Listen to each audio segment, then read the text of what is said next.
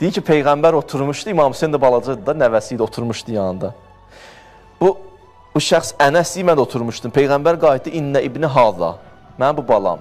İnnə ibni haza, mən bu balam. Əşarə iləl Hüseyin, Hüseynə işarə elədi. Yuqtəl bi ərzil İraq, yuqtəlu bi ərzil İraq. Mən bu Hüseyin balam Kərbəla çölündə şəhid olacaq. Fəmən ədrəkəhu minhum fəlyansurhu. Kim sizdən onu görsə əgər, səsini eşitsə ona kömək eləsin. Deyirlər, bir dönəm keçəndən sonra bu Ənəs ibn Haris gəldi, xeymə qurdu Kərbəlada. İmam Hüseyin gəlməmişdən qabaq. Xeyməni qurdu Kərbəlada, Hüseyni gözlədi. Hətta bəzən ki, yollar oradan gedirdi, bəzi insanlar, karvanlar oradan keçirdi. Deyirlər, sən burada neyinirsən? Dedim, mən burada Hüseyni gözləyirəm. Hüseyni gözləyirəm. Hindən gəlib dayanmışam burada. O karvana qoşulmaq üçün.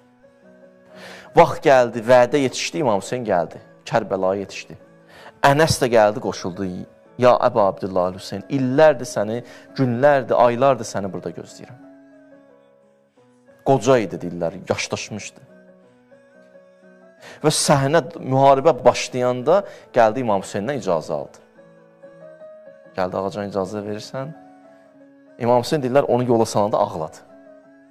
Hətta dedi, şəkərəllahu lək və sə'iyyəkə ya şeyx. Allah özü sənə lütf eləsin, Allah özü sənə təşəkkür eləsin, ay şeyx, ay qoca, ay ağsaqqal. Yola saldı və getdi, şəhid oldu. Getdi, şəhid oldu, qoca yaşında. Aşuranın şəhidlərindəndir.